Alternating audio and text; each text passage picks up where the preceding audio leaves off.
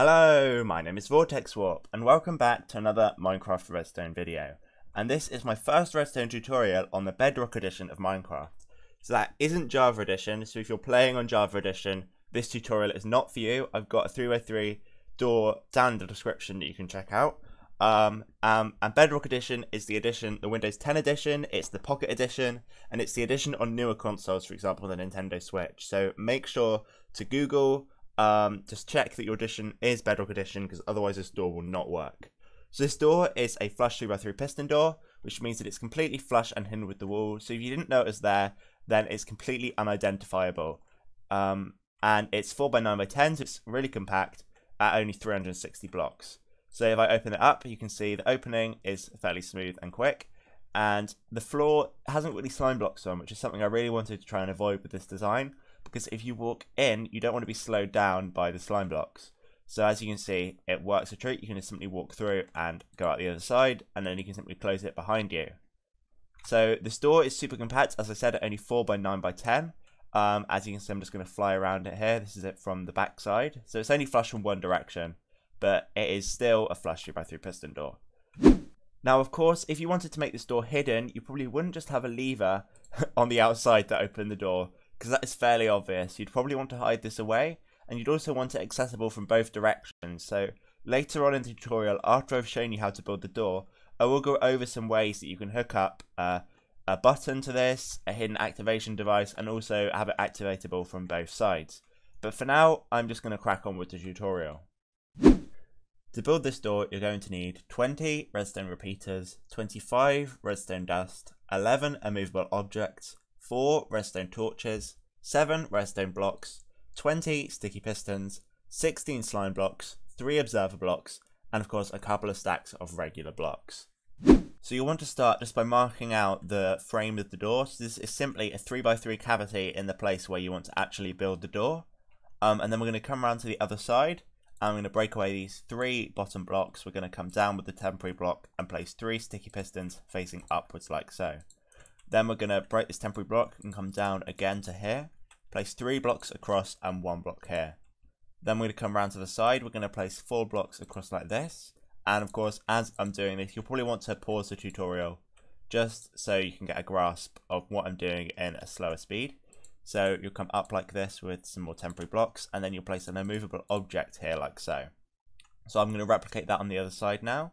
So we're going to come across with our 4 blocks like this. We're going to come out with 2 blocks here and here, up with a block there, and to the side there, and then we're going to place our immovable object there. So this is what you should have. A fairly simple shape, so I'm just going to stop here so you can pause here and look at how the blocks are laid out, and then I'll move on to the next step. So for the next step, we're going to simply grab some sticky pistons and place them facing upwards in this position and this position. We're also going to place them facing upwards here, like so. So just place some temporary blocks for this, here and here, like so. There we go. And then we're going to throw some redstone dust in. So we're going to place redstone dust going across like so.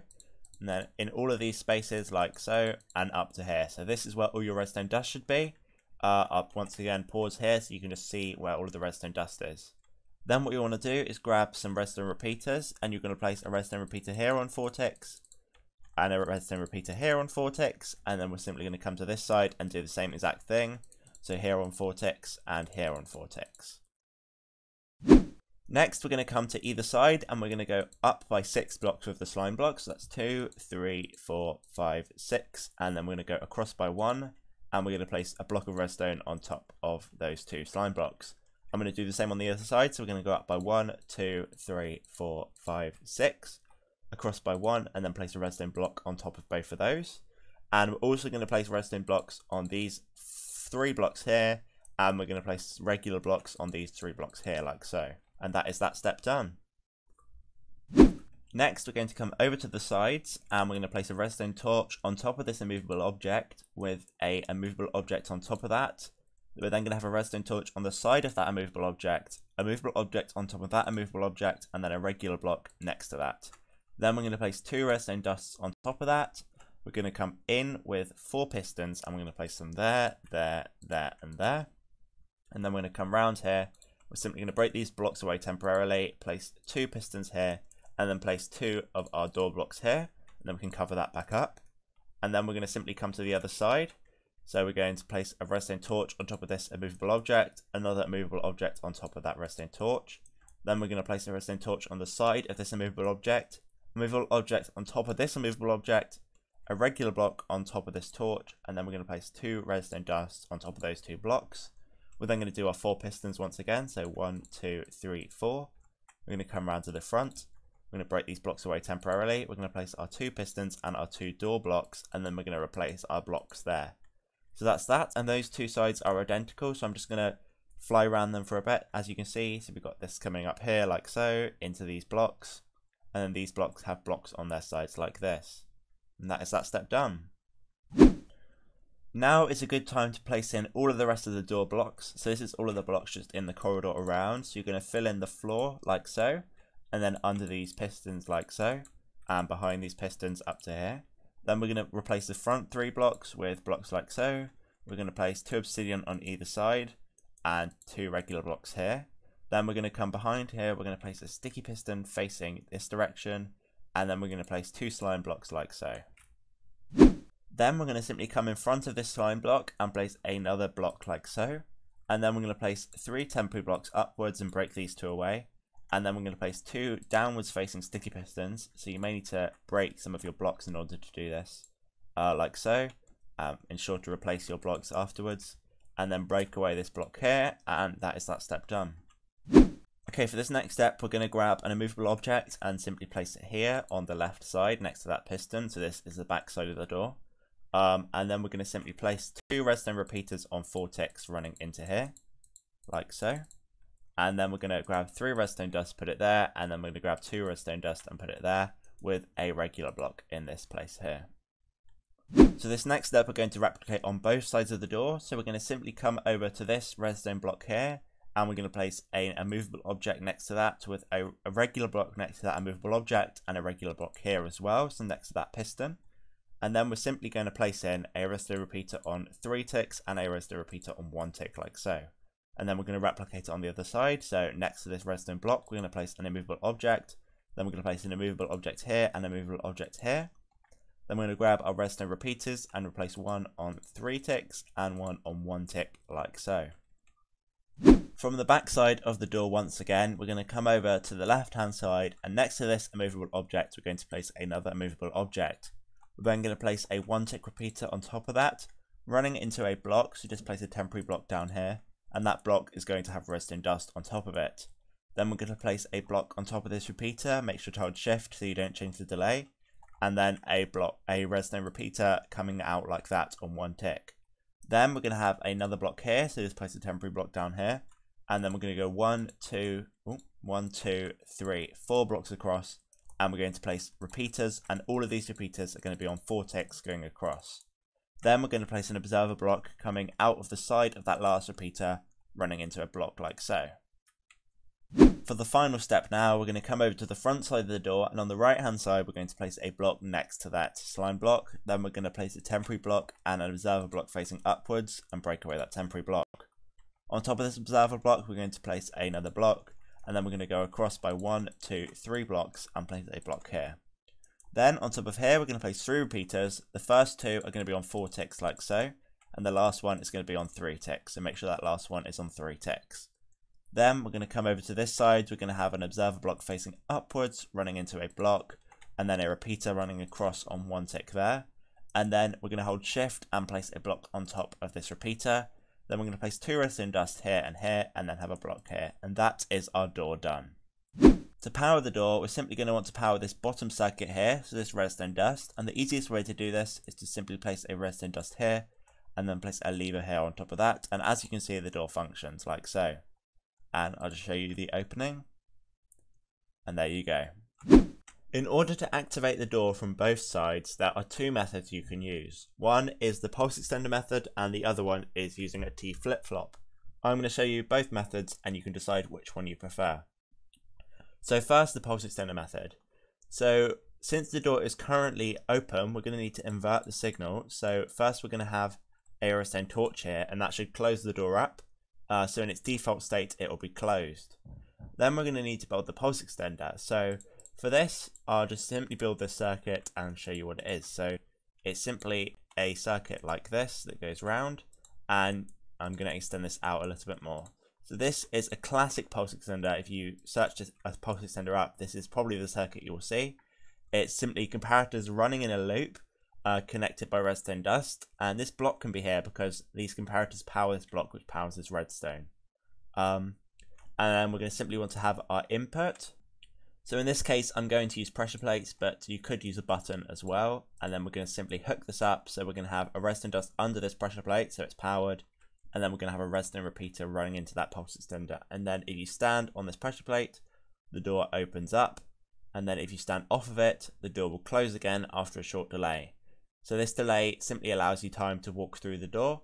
So as you can see, the door will close. So what you can simply do is walk over this pressure plate, wait for the door to open, and then head through, and then the door will close behind you after a short delay. So that allows the door to be activated from this side, and to allow it to be activated from the other side, I'm going to show you it with a button. So I'm simply going to build out the corridor a little bit more from the back side, like so. So let's do this like so. And then we're simply going to place a button on the wall like this. And then we'll simply run this line down. And we want to make sure it doesn't interfere with any of the redstone. But I'm actually going to have it power across here like so.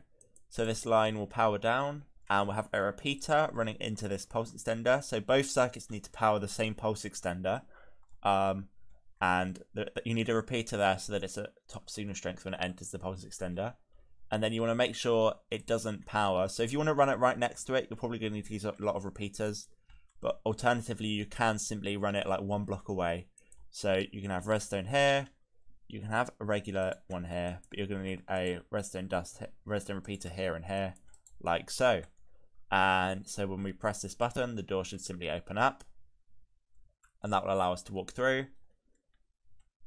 And then it will close up behind us in just a couple of minutes. There we go. And you can still activate it from this side as shown below. So this means that when you want, you can open the door for a certain amount of time and then it will close afterwards. But the T flip-flop method allows the door to be permanently open or permanently closed. So I'll show you that one now. So for the T flip-flop design, we're actually going to keep the same lines running from the button here and from the pressure plate here. And we're simply going to keep this inverted signal here, and we're going to build a T flip-flop. So this is one of the best designs that you can probably build in Bedrock Edition. So you're going to place a comparator there. We're going to place a dropper running across, a dropper running up, and a dropper running to the side, and then a hopper facing downwards. And then you can simply place an item inside here, and that should open up your door.